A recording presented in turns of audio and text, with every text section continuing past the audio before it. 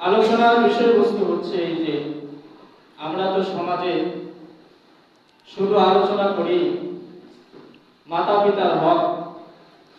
সন্তান শুধু আলোচনা করি আমরা সন্তান মাতা পিতার হক আদায় করবে, সন্তান মাতা পিতার হক আদায় করবে। আর আমাদের পিতারা মাতারা যারা আছে তাদের তারা একটা সময় আমাদেরকে এটাই বলে, হুজুর দোয়া করেন আমার সন্তানরা বেপরোয়ায় চলে গেছে, হুজুর দোয়া করেন আমার সন্তানরা আমার কন্ট্রোলে নেই, হুজুর দোয়া করেন আমার সন্তানরা এরকম কি বিভিন্ন নেশা ইয়াবা মাদক এরকম কি পেন্সিল গাঁজা বিভিন্ন নেশা আমার ছেলেটা এরকম কি সেবন করে আমি আমার ছেলেকে পরিত্রাণ পাওয়াইতে পারি না, হুজুর দোয়া করেন। এরকম মা বাবা অনেক আছে যে আমার ছেলে আমার মেয়ে আমাকে ধরে ধরে পিটায়, হুজুর দোয়া করেন। তো আজকের আলোচনার বিষয়টা একটু ভিন্ন। আজকে হবে মা বাবার প্রতি সন্তানের হক। বলেন কিসের প্রতি? মা বাবার প্রতি সন্তানের হক। আল্লাহ সুবহানাহু ওয়া তাআলা বলেন কুরআনুল কারীমের ভিতরে, আল্লাহ তাআলা বলেন কুরআন তোমাদেরকে দিলাম, এটার ভিতরে দিক নির্দেশনা যা আছে সেটা তোমরা মানো।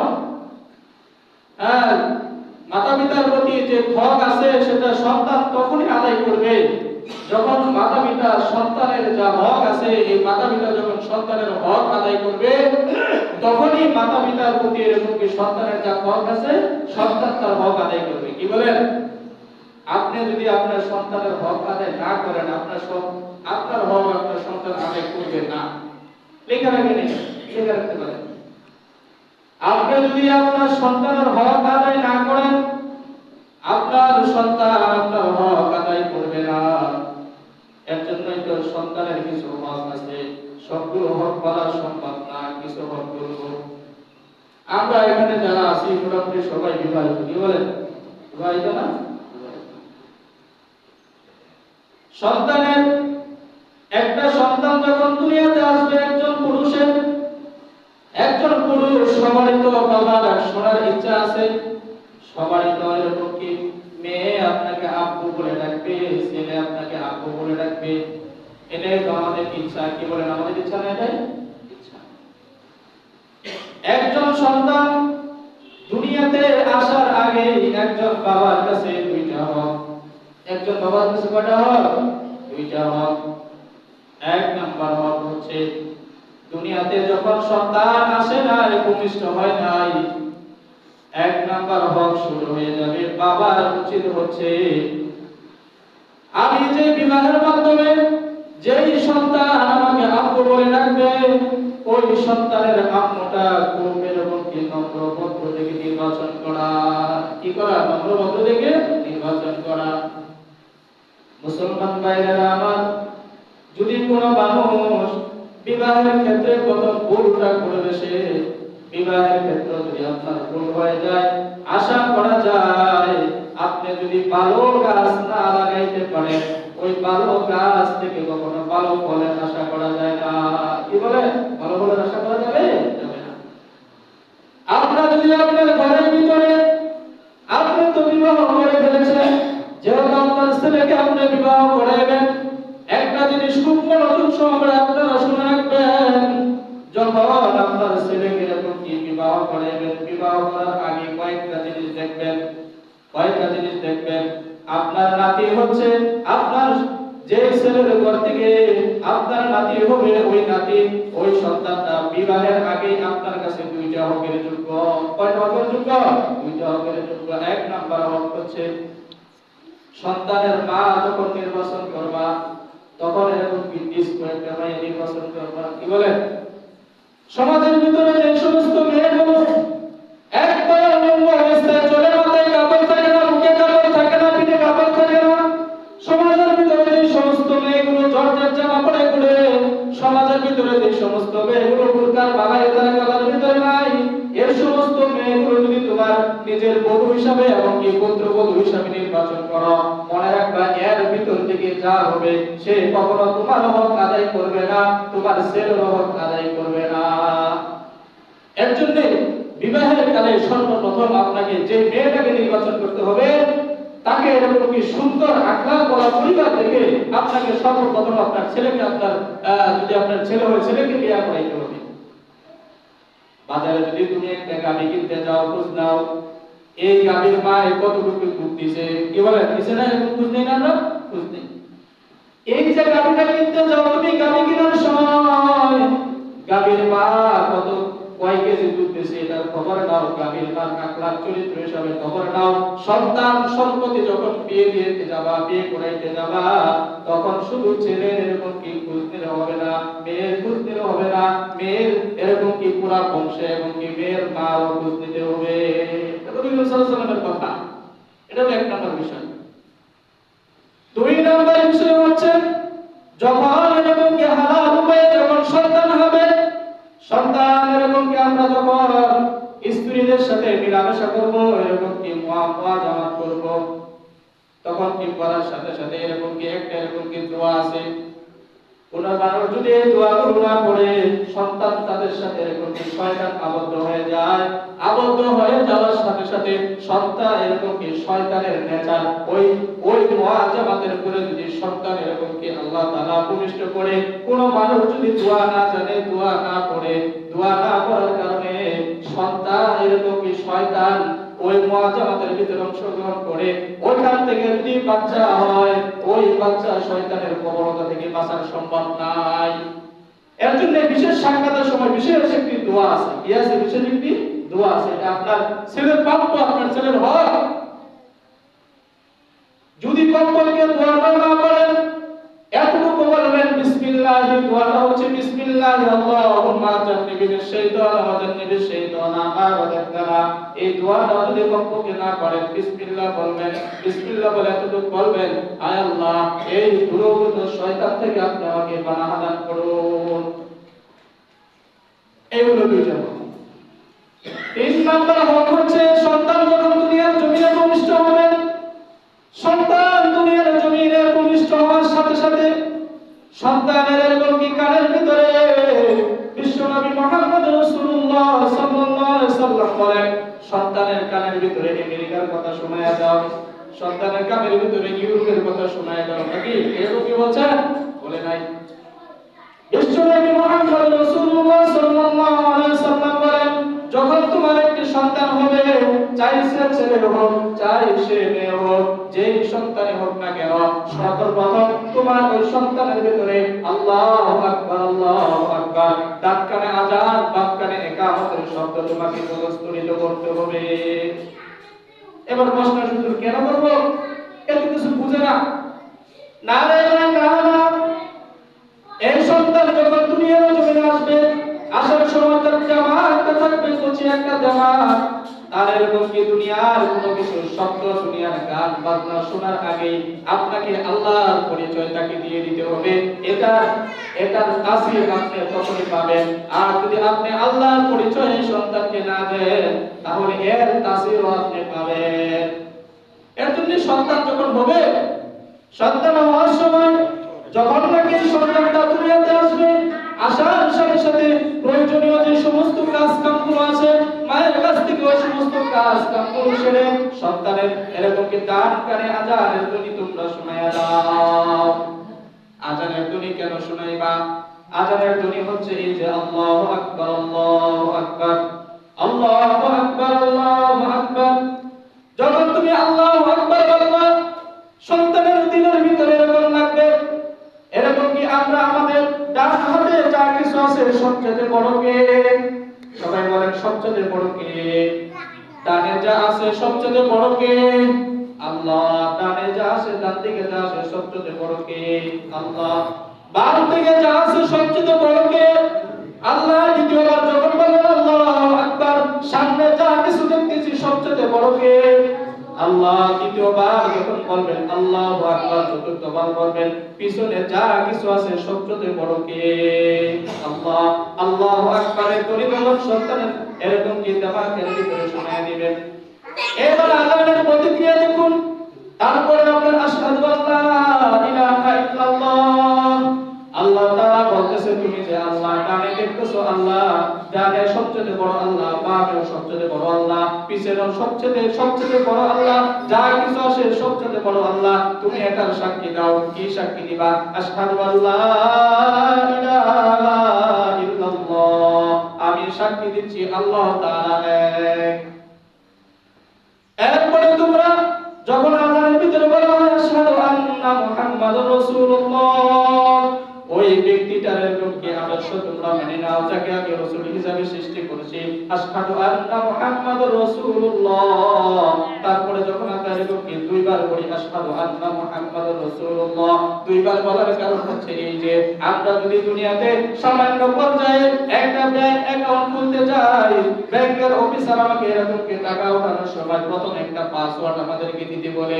ওই পাসওয়ার্ড যখন আমরা দেই, দেওয়ার পরে আবার যখন টাকাটা সাবমিট হয়, সাবমিট হওয়ার পরে আরেকটা পাসওয়ার্ড লাগে। কি বলে? রিকন্ডিশন একটা পাসওয়ার্ড লাগে না? লাগে। কারণ প্রথম পাসওয়ার্ড যেটা তুমি দিছো এটা কি ভুল দিছো না সঠিক দিছো এটা জানার জন্য রিকন্ডিশন আরেকটা পাসওয়ার্ড লাগে। কি বলে? লাগে। এর জন্য আমরা বলি আশহাদু আন্না মুহাম্মাদুর রাসূলুল্লাহ, আমরা সাক্ষ্য দিচ্ছি মুহাম্মদুর রাসূলুল্লাহ সাল্লাল্লাহু আলাইহি সাল্লাম আল্লাহ তাআলার রাসূল। হাইয়া আলাইহিস সালাম, এসো নামাজের দিকে এসো। হাইয়া আলাল ফালাহ, এসো কল্যাণের দিকে এসো। এবার আমরা নামাজের দিকে আসলাম, কল্যাণের দিকে আসলাম।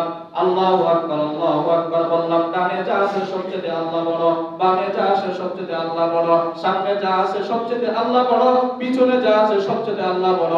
এবার কয়টা দিক বাকি আছে? দুইটা, উপর আর নিচ। কি বলেন? উপর আর নিচ।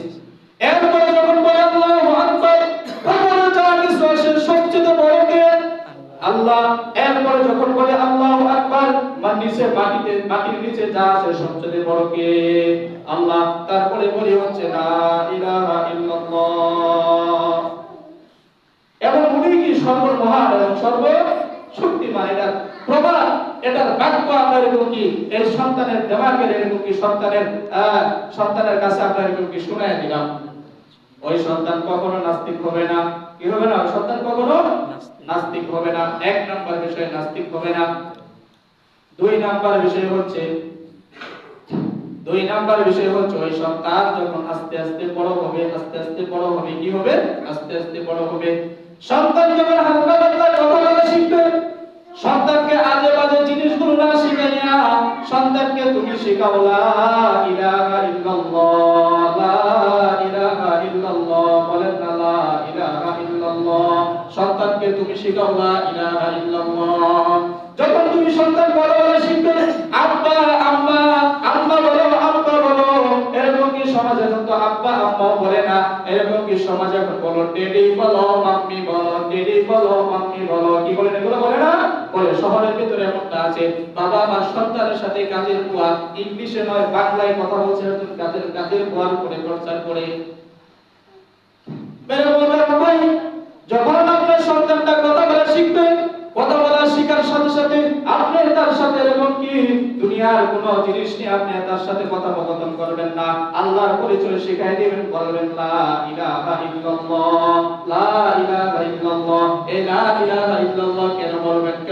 হাদিসের ভিতরে এমনটা পাওয়া যায়, এরকম কোন মানুষ যদি বলে লা ইলাহা ইল্লাল্লাহ, আপনারা আমার সাথে একটু হাত তুলে এরকম করেন একটু সকলে, এরকম করেন। একটা জিনিস প্র্যাকটিক্যাল আপনাদেরকে দেখাই, এমন করেন হাতগুলো সকলে, এমন করেন একটু, এমন করেন, এরকম করেন হাতগুলো সকলে। যখন আমরা বলবো লা ইলাহা ইল্লাল্লাহ, নবী করিম সাল্লাল্লাহু আলাইহি সাল্লাম সাহাবায়ে কেরামদেরকে এইভাবে উদ্দেশ্য করে বলেন, আমার সাহাবায়ে কেরামরা যখন আমরা বলবো লা ইলাহা ইল্লাল্লাহ, এই যে আমরা একটা হাত দেখতেছি, আমাদের হাতের ভিতরে কতটুকু জায়গা আছে বলেন? কতটুকু জায়গা আছে? এই মসজিদের সমান জায়গা আছে নাকি?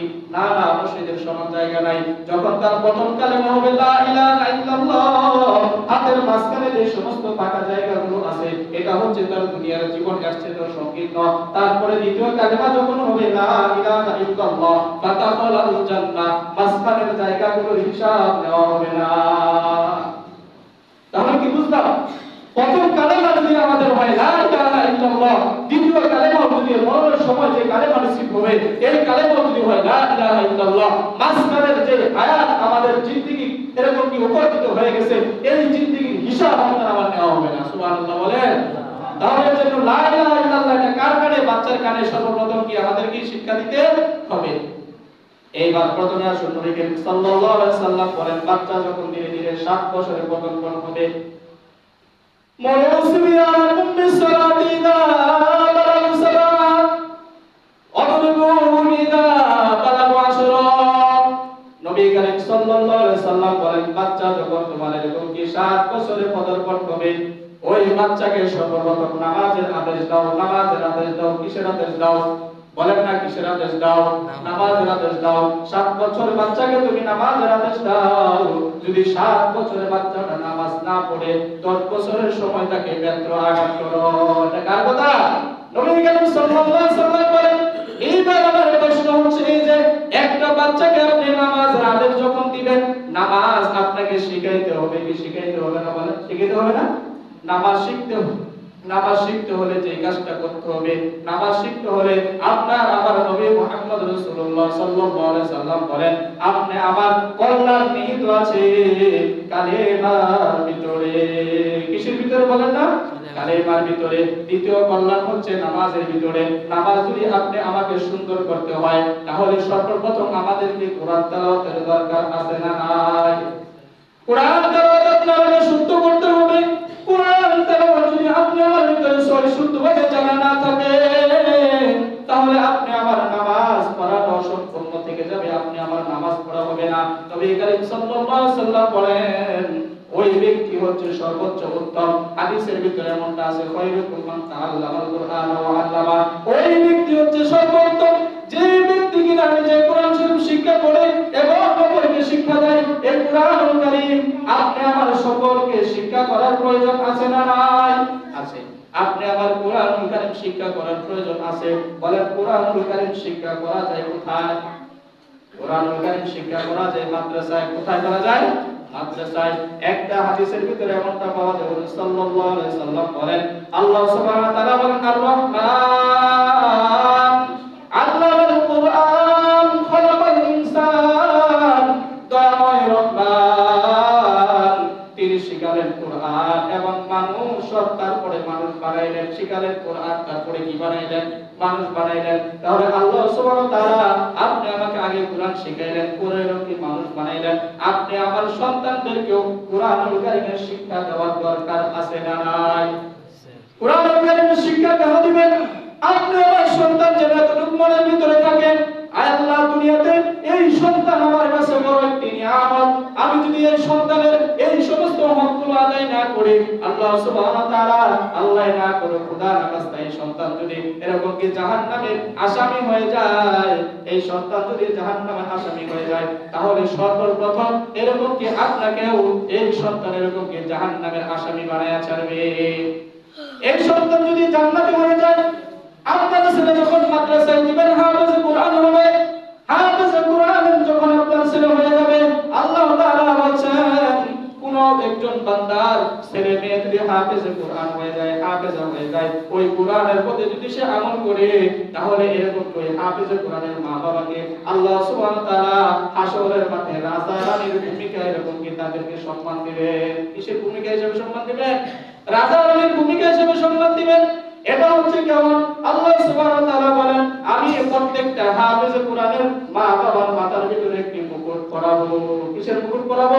একটি মুকুট পরাবো, যে মুকুটের আলো হবে এমন, যে মুকুটের আলো হবে এমন 9,30,00,000 মাইল দূরে যে সূর্য আছে, ওই সূর্যটা যদি এরকম কি আগায় আসে, একটা গ্রামের ভিতরে যদি চলে আসে, ওই কোনো একজন গ্রামের মানুষ ওই সূর্যের দিকে তাকাইতে পারবে না, এরকম কি তার চোখ ঝলসে যাবে। ওই সূর্যটা যদি একটা ঘরের ভিতরে নেমে আসে, এই মসজিদের ভিতরে যদি নেমে আসে, কোনো একজন মানুষ ওই সূর্যের আলোতে থাকতে পারবে না। আল্লাহ সুবহানাহু ওয়া তাআলা বলেন, নবী আপনি বলেন, আল্লাহ নবীর হাদিসের ভিতরে আছে, আল্লাহর নবীর হাদিসের ভিতরে এমনটা আছে, নবী করিম সাল্লাল্লাহু আলাইহি সাল্লাম বলেন, একজন হাফেজে কোরআনের মা বাবাকে আল্লাহ সুবহানাহু ওয়া তাআলা স্বর্ণের একটি মুকুট পরিয়ে দেওয়া হবে, যে স্বর্ণের মুকুট সূর্যের চেয়ে অধিক আলোয় আলোকিত হয়ে যাবে। তাহলে হাফেজে কোরআনের মা বাবা আমাদের বানানোর দরকার আছে না? আছে। আপনি আমি যদি এরকম মনে না করি, ওরে ভাই, হাফেজে কোরআনের মা বাবা বানাইলে কি হবে? আপনার ছেলে, আপনার এরকম কি ছেলে আপনার জানাজা নামাজ পড়বে, হাদিসের ভিতরে আছে, বাপ যদি এরকম কি কোন শিরকের গুনার ভিতরে লিপ্ত না হয়, কোন সন্তান হাফেজে কোরআন শুধু হাফেজে কোরআন নয়, এমনি দিন যার ভিতরে আছে, যার ভিতরে দ্বীনের শিক্ষা করার মতো যোগ্যতা যার ভিতরে আছে, কোরআনুল কারীমের তেলাওয়াত যার ভিতরে সহি আছে, জানাজা নামাজ পড়ানোর মতো যোগ্যতা যার আছে, ওই সন্তান যদি মা বাবার জানাজা নামাজ পড়ে আর মা বাবার জন্য দোয়া করে রব্বির হামহুমা কামা রব্বায়ানি সগীরা, আল্লাহ সুবহানাহু ওয়া তাআলা ওই মা বাবাকে এরকম কি জান্নাতের ভিতরে সাথে সাথে পৌঁছায়া দিবে। তাহলে সন্তান জানাজা নামাজ পড়ার মতো, তৈরি করার মতো মন মানসিকতা আপনি আমাকে থাকতে হবে। কি বলেন, থাকতে হবে না? থাকতে হবে। সন্তানকে এরকম কি মাদ্রাসায় পড়ান, ভাই সন্তানকে মাদ্রাসায় পড়ান। মাদ্রাসায় পড়াইলে কি হবে, এই সন্তান আপনাকে কখনো কষ্ট দিবে না, এই সন্তান আপনাকে বিধ্বস্ত করে রেখে আসবে না, এই সন্তান আপনার অবাধ্য হবে না। দুনিয়াতে এমনটা দেখুন, যে সমস্ত সন্তানগুলো মা বাবার অবাধ্য আছে, কোন একজন হাফেজ আলেমের মা বাবা কিন্তু এমনটা রিপোর্ট দেয় না যে আমার সন্তান আমার কথা শুনে না। কি শুনে নাকি? এরকম শুনে না। আপনি এরকম দেখুন, একটা ছেলেকে আপনি গ্রাজুয়েট পাস করে নিয়ে আসবেন, ওর ভিতরে কোরআনুল কারীমের শিক্ষা নাই। কোরআনুল কারীমের শিক্ষা না থাকার কারণে হাইওয়ান জানোয়ারের মতো সমাজের ভিতরে বসবাস করে। কেমন হাইওয়ান জানোয়ারের ভিতরে বসবাস করে একটা উদাহরণ দিলে বুঝবেন। এরকম কি কোন সন্তান আপনাদের এলাকার গরু ছাগল যদি দাঁড়ায় প্রস্রাব করে, গ্রাজুয়েট করা একজন এরকম কি মানুষ যখন দেখবেন যে কোন একটা মানুষ যদি দাঁড়ায় প্রস্রাব করে, সাথে সাথে মনে রাখবেন এর ভিতরে আর জানোয়ারের ভিতরে কোনো পার্থক্য নাই, এর ভিতরে কোনো জানোয়ারের ভিতরে পার্থক্য নাই। এর জন্য আমরা যারা এরকম কি এরা এই অভ্যাসগুলো যদি আমাদের ভিতরে থেকে থাকে মেরে মুহতারাম ভাই, এটা আমরা পরিহার করব। কারণ দাঁড়ায় প্রস্রাব করা ঈমানদারের কোনো লক্ষণ না। কিসের লক্ষণ না? ঈমানদারের কোনো লক্ষণ না। এর জন্য আমি আপনাদের কাছে যেই কথাটা বলার জন্য আমার মূল মাকসাদ, মূল বিষয় হচ্ছে মেরে মুহতারাম ভাই, এই যে আমি আপনাদের সন্তান, আপনার সন্তান, আপনার সন্তানকে আপনি এরকম কি এমন শিক্ষা দিবেন যেই সন্তান শিক্ষিত হওয়ার পরে আপনার আমার জানাজা নামাজের মতো যোগ্যতা আপনার আমার সন্তানের ভিতরে থাকে। যদি আপনার আমার সন্তানের ভিতরে জানাজা নামাজের যোগ্যতা থাকে, মনে রাখবেন আপনি জান্নাতের এরকম কি একটা কাজ দুনিয়াতে, একটা খুঁটি দুনিয়াতে রেখে গেলেন। আর যদি চিন্তা করেন একদিন দুনিয়াতে আসছে, মারা তো একদিন যাবই, পাড়াটিয়া মোল্লা দিয়ে জানাজা নামাজ পড়াইবো। কি দিয়ে পড়াইবো? পাড়াটিয়া মোল্লা দিয়ে জানাজা নামাজ পড়াইবো। আপনি যদি আমাকে দিয়ে জানাজা নামাজ পড়ান, আপনার কোনো ফায়দা আসবে না, কোনো ফায়দা আসবে না। আপনার জন্য আমি দোয়া করব কেন? সমাজের ভিতরে তাকায় দেখেন, যে সমস্ত মোল্লা মৌলবীগুলো একটা মানুষ যখন অসুস্থ হয় তার খোঁজখবর কোনো খোঁজখবর নেয় না, যখন একটা মানুষ মারা যায় সাথে সাথে দৌড়ে তার বাড়ির ভিতরে চলে যায়। কেন? জানাজা নামাজ পড়াইলে হাদিয়া পাবে। কিভাবে? হাদিয়া পাবে। এর জন্য জানাজা নামাজ পড়ায়। মনে রাখবেন, আপনার আমার নিজের বাপমা যদি অসুস্থ হয়, আমার চোখ দিয়ে পানি আসবে, এটা আল্লাহ তাআলা কবুল করবে। আপনার বাপের জন্য যদি আমি কান্না করি, এই কান্নার কোনো লাভ নাই। কারণ হচ্ছে আপনি তো এই কান্নার পরে কিছুক্ষণ পরে আমাকে বিনিময় দিয়ে দিচ্ছেন। কি বলেন?